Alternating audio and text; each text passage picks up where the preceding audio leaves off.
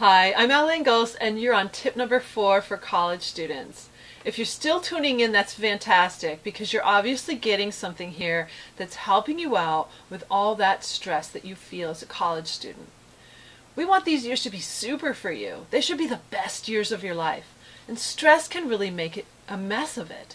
So here I'm going to share a tip that can really help you intellectually with this great mind of yours.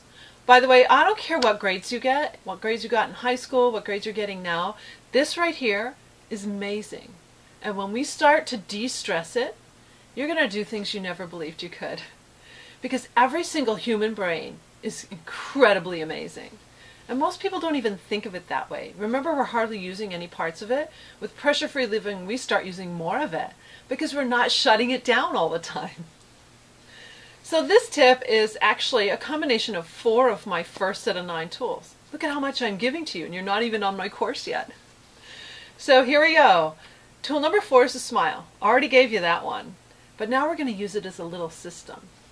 I pull this out whenever my brain starts to go negative on me. My thoughts are not becoming my friends. They're talking kind of nasty. They're saying things like, oh, you'll never do well on that test. What makes you think you can do well on that test? You didn't study hard enough.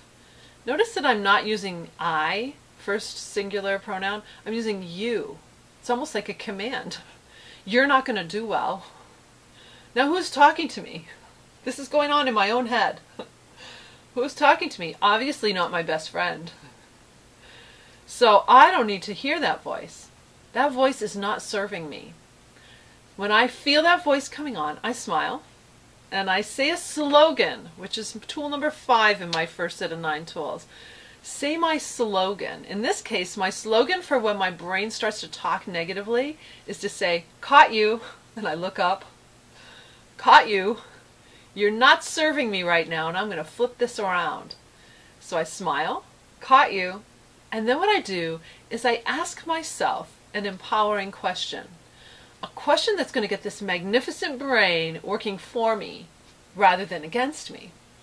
So an empowering question could be, in your situation, taking a test. It could be, what can I do to do well on this test? What can I do to ace this test? That's a great question, isn't it? By asking that question, your mind is going to start to search and search and search for ways to do that. And not just your mind, but actually your body. I'm going to share a story about my eldest son.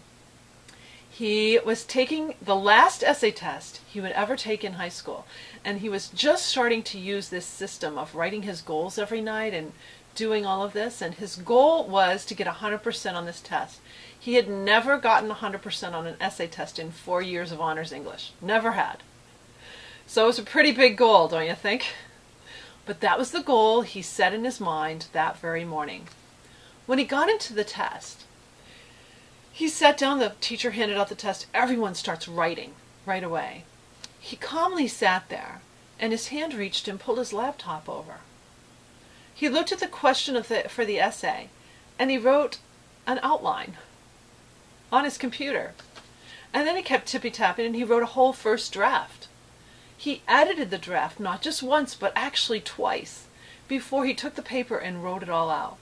He never had fear that he wouldn't have enough time, because he could type really fast, and he trusted his body to do this whole thing.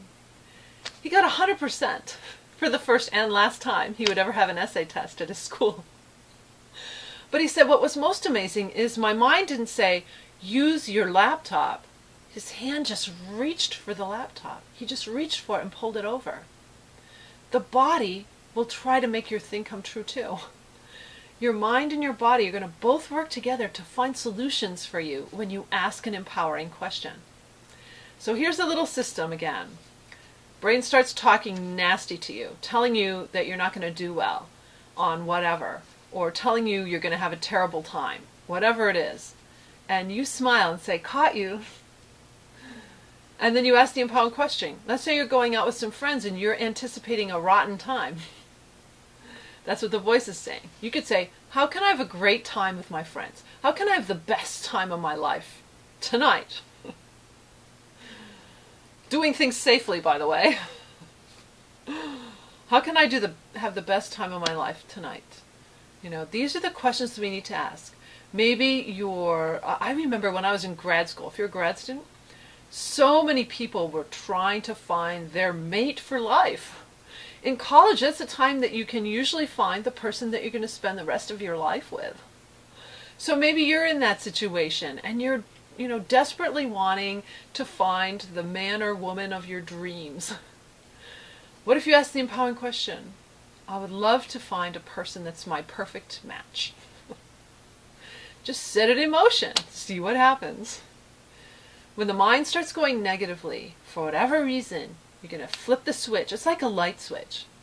You're going to flip the switch. You're going to say, caught you, and ask the empowering question. Incredible tip, especially if you really use your brain a lot, you're really smart. Because our brain can be our nastiest friend.